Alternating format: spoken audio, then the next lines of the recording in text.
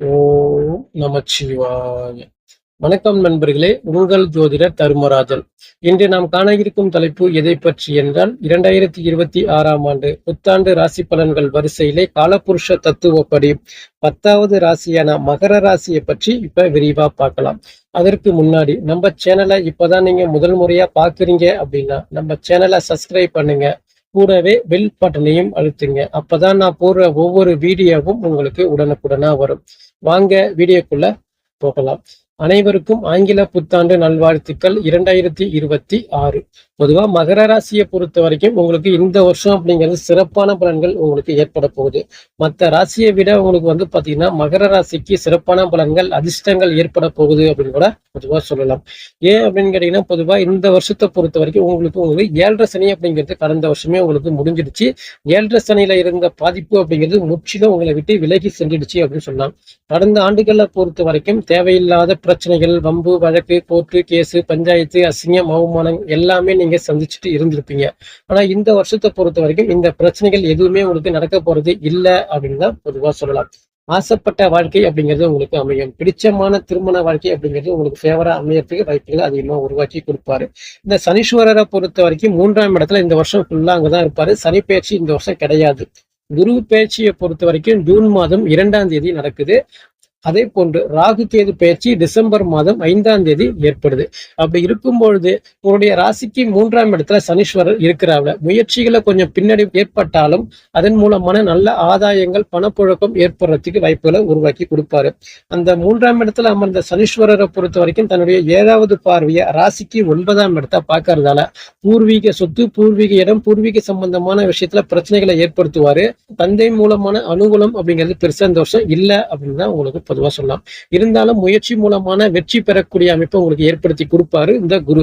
ஏன் அப்படின்னு கேட்டீங்கன்னா, குருவை பொறுத்த வரைக்கும் தற்போதைக்கு 6ஆம் இடத்துல மறைஞ்சி சகட தோஷத்தை ஏற்படுத்தினாலும் ஜூன் மாதத்திற்கு பிறகு குரு உச்சம் அடைஞ்சு குருவுடைய பார்வையில நீங்க இருப்பீங்க. சிறப்பா இருக்கும்.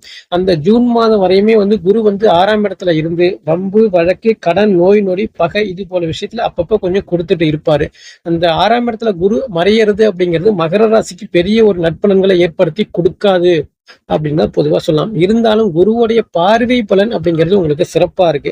6ல் அமர்ந்த குருவை பொறுத்த வரைக்கும் தன்னுடைய 5வது பார்வையை 10ஆம் இடத்தை பார்ப்பாரு. 10ஆம் இடம் அப்படிங்கிறது தொழில் ஸ்தானம்.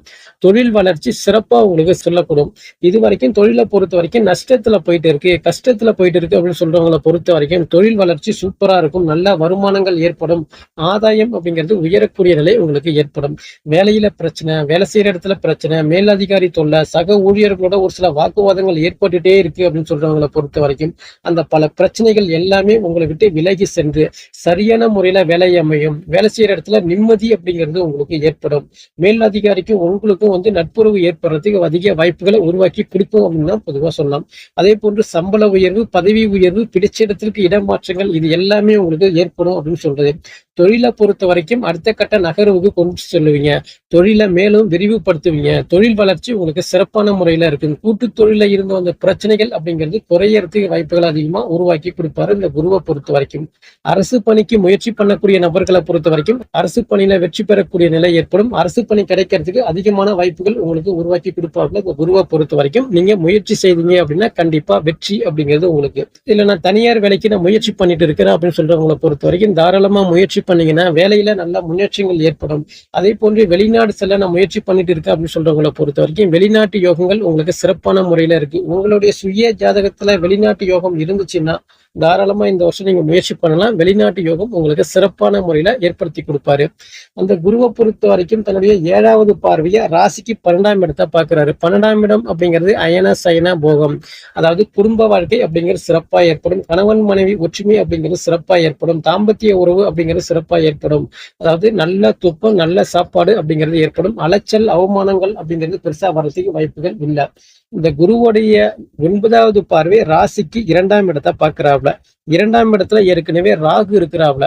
கொஞ்சம் குடும்பஸ்தானத்தை அப்பப்போ கொஞ்சம் கெடுத்துட்டு இருந்தாலும் அந்த குரு பார்வை கிடைக்கும் பொழுது குடும்ப வாழ்க்கை, கணவன் மனைவில ஒரு சில சண்டை, சச்சரவு, பிரிவு நிலை, கருத்து வேறுபாடுகள் ஏற்பட்டாலும் அந்த குரு பார்வை காலகட்டத்துல பிரிந்த கணவன் மனைவி மீண்டும் ஒண்ணு சேரக்கூடிய நிலை ஏற்படும்.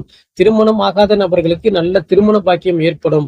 நல்ல வரன் கிடைக்கக்கூடிய நிலை ஏற்படுறதுக்கு வாய்ப்பு அதிகமா உருவாகும். நல்ல வருமானங்கள் ஏற்படுறது, சேமிக்கக்கூடிய பழக்கம் எல்லாமே இந்த வருஷம் உங்களுக்கு ஏற்படும் அப்படின்னு கூட பொதுவா சொல்லலாம். இந்த ஜூன் மாதம் 2ஆம் தேதிக்கு பிறகு குருவை பொறுத்த வரைக்கும் 6ல இருந்து 7ஆம் இடத்துக்கு வராப்ல. 7ஆம் இடத்துக்கு குரு வந்தாரு அப்படின்னா குருவுடைய உச்ச குருவுடைய பார்வை ராசி மேல விடும். ராசியை குரு பார்த்தாரு அப்படின்னா ரொம்ப நாள் பிரச்சனைகள் எல்லாம் ஒரு முடிவுக்கு வரும். ஆசைப்பட்ட விஷயங்கள் அனைத்தும் உங்களுக்கு ஃபேவரா நடக்கும் அப்படின்னு கூட பொதுவாக சொல்லலாம். 7ஆம் இடத்துல குரு இருந்தாரு அப்படின்னா பெரிய மனிதர்களுடைய சப்போர்ட் உங்களுக்கு கிடைக்கும். ஆதரவுகள் உங்களுக்கு கிடைக்கிறதுக்கு வாய்ப்புகள் அதிகமா ஏற்படுத்தி கொடுப்பாரு. ரொம்ப நாளா நான் வரன் பார்த்துக்கிட்டே இருக்கேன், திருமணமே எனக்கு அமையல அப்படின்னு சொல்றவங்களை பொறுத்த வரைக்கும் நல்ல வரன் அமையும். குடும்பத்துல சுப நிகழ்ச்சி, சுப காரியங்கள், சுப விரய செலவு அதிகமா ஏற்படும். கூட்டு தொழில இருந்து வந்த பிரச்சனைகள் குறையும். கூட்டாளிகளுக்கு உங்களுக்கும் இருந்து வந்த வாக்குவாதங்கள் அப்படிங்கிறது குறையும். உங்களை விட்டு விலகி சென்ற உறவினர்கள் கூட மீண்டும் உங்களை தேடி வர்றதுக்கு வாய்ப்புகள் அதிகமா ஏற்படுத்தி கொடுப்பாங்க. அப்படி இருக்கும்போது குருவுடைய 5வது பார்வை அப்படிங்கிறது ராசிக்கு லாபஸ்தானத்தை 11ஆம் இடத்தை பார்க்கிறாப்ல. 11ஆம் இடத்தை குரு பார்க்கும்போது பாத்தீங்கன்னா இடமாற்றங்கள் ஏற்படும். வெளிநாட்டு யோகங்கள் அதிகமா ஏற்படும். மூத்த சகோதரருக்கும் உங்களுக்கும் நட்புறவு ஏற்படுறது, ஒற்றுமை அதிகமா ஏற்படக்கூடிய நிலை ஏற்படும். சேமிக்கக்கூடிய பழக்கங்கள் அதிகமா ஏற்படுறதுக்கு வாய்ப்புகள் உருவாகும். எனக்கு முதல் திருமணம் தோல்வியில முடிஞ்சிடுச்சு, நான் மறு திருமணத்துக்கு முயற்சி பண்ணலாமா அப்படின்னு கேட்டீங்கன்னா தாராளமா முயற்சி பண்ணீங்கன்னா திருமணம் சார்ந்த விஷயங்கள் மறு திருமணம் உங்களுக்கு வெற்றி பெறும். மனசுக்கு பிடிச்ச வரன் அமையறதுக்கு நிறைய வாய்ப்புகள் உருவாக்கி கொடுப்பாரு இந்த குரு அப்படின்னு கூட பொதுவா சொல்லலாம். உங்களுடைய அபிலாசைகள் நிறைவேறக்கூடிய காலகட்டங்கள் அப்படின்னு கூட பொதுவா சொல்றது. இந்த குருவுடைய 9வது பார்வை ராசிக்கு 3ஆம் இடத்தை பாக்குறாப்ல. ஏற்கனவே அந்த 3ஆம் இடத்துல சனீஸ்வரர் இருக்கிறாப்ல. உங்களுடைய முயற்சிகளை கொஞ்சம் பின்னடைவை ஏற்படுத்திட்டு இருந்தாலும் குரு பலன் இருக்கும் பொழுது முயற்சிகள் வெற்றி பெறும். இந்த குருவை பொறுத்த வரைக்கும் உச்சம் அடைஞ்சு இருக்கிறதால இந்த மகர ராசியை பொறுத்த வரைக்கும் உங்களுக்கு சிறப்பான காலகட்டங்கள் அப்படின்னு பொதுவா சொல்லலாம். அந்த கேதுவை பொறுத்த வரைக்கும் 8ஆம் இடத்துல இருக்கிறது. வண்டி வாகனங்கள்ல போகும்போது பார்த்து கவனமா போறது நல்லது. கொடுத்தல் வாங்கல் விஷயத்துல ரொம்ப கவனமா இருக்கணும். கொடுத்த காசு வராது, வாங்கின காசு திருப்பி கொடுக்க முடியாத நிலையில நீங்க இருப்பீங்க. அந்த குரு 8ஆம் இடத்துல இருக்கிறதால குரு 8ல இருந்தா ஆயுள் பலம் குறையும் அப்படின்னு சொல்றது பொதுவா. இருந்தாலும் ஜூன் மாதத்துக்கு பிறகு ராசியை குரு பார்க்கறதால அந்த பெரிய பிரச்சனைகள் வர்றதுக்கு வாய்ப்புகள் இல்லை.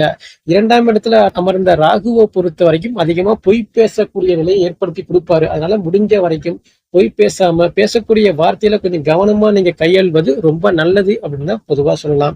இந்த 2026 பொறுத்த வரைக்கும் மகர ராசிக்கு சிறப்பான பலன்கள் ஏற்பட 7.5 சனி அப்படிங்கிறது உங்களுக்கு முடிஞ்சிருச்சு. கடந்த வருஷத்தை விட இந்த வருஷம் உங்களுக்கு சிறப்பான பலன்கள் ஏற்படும். அதாவது நீங்கள் வழிபட வேண்டிய தெய்வம் எது அப்படின்னு கேட்டீங்கன்னா திருச்செந்தூர் முருகன் கோவில் சென்று வழிபாடு பண்ணிட்டு வர்றது சிறப்பான பலன்களை அளிக்கும் என்று கூறி மீண்டும் அடுத்த காணொளியில் உங்களை சந்திக்கின்றேன். நன்றி, வணக்கம். ஓம் நமச்சிவாய. வாழ்க வளமுடன்.